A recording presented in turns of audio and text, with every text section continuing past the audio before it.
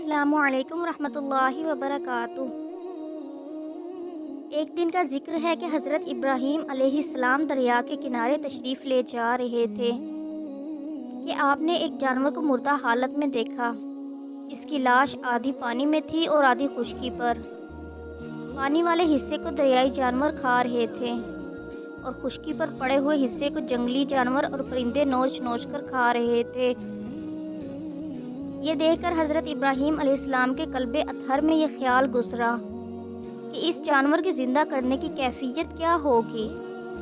چنانچہ آپ نے اس وقت اللہ تعالیٰ کی بارگاہ میں عرض کیا کہ یا اللہ، جو کچھ میں علم الیقین سے جانتا ہوں اسے عین الیقین سے دکھا دے۔ ارشاد باری تعالیٰ ہوا، کیا تم ایمان نہیں رکھتے؟ حضرت ابراہیم علیہ السلام نے فرمایا، بے شک میں ایمان رکھتا ہوں، مگر یہ سب کچھ اطمینان قلب کے لیے ہے تاکہ علم الیقین سے عین الیقین حاصل ہو جائے۔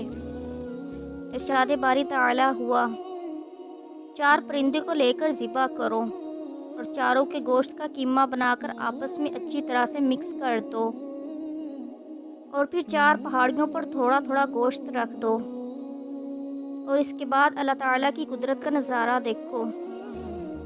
چاروں جانوروں کا گوشت الگ الگ ہو کر اپنی اصل حیت میں آ جائے گا۔ بعض مفسرین کرام فرماتے ہیں کہ وہ چاروں پرندے مور، مرغ، بطخ اور کوا تھے۔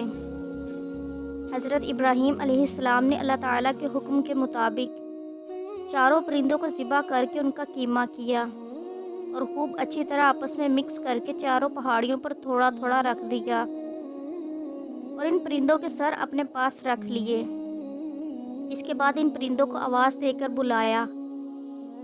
آپ کی آواز فرماتے ہی وہ گوشت اڑ اڑ کر الگ ہو گیا اور اپنے بقیہ اجزاء کے ساتھ جا کر مل گیا، اور چاروں پرندے دوبارہ اپنی اصلی حیت میں آ گئے۔ وہ سر جو حضرت ابراہیم علیہ السلام نے اپنے پاس رکھے ہوئے تھے وہ بھی ان کی گردنوں کے ساتھ جا کر جڑ گئے۔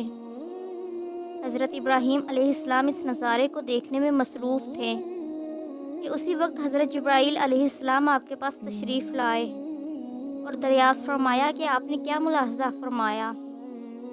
حضرت ابراہیم علیہ السلام نے ارشاد فرمایا، بے شک اللہ تعالیٰ ہر شے پر قدرت رکھتا ہے۔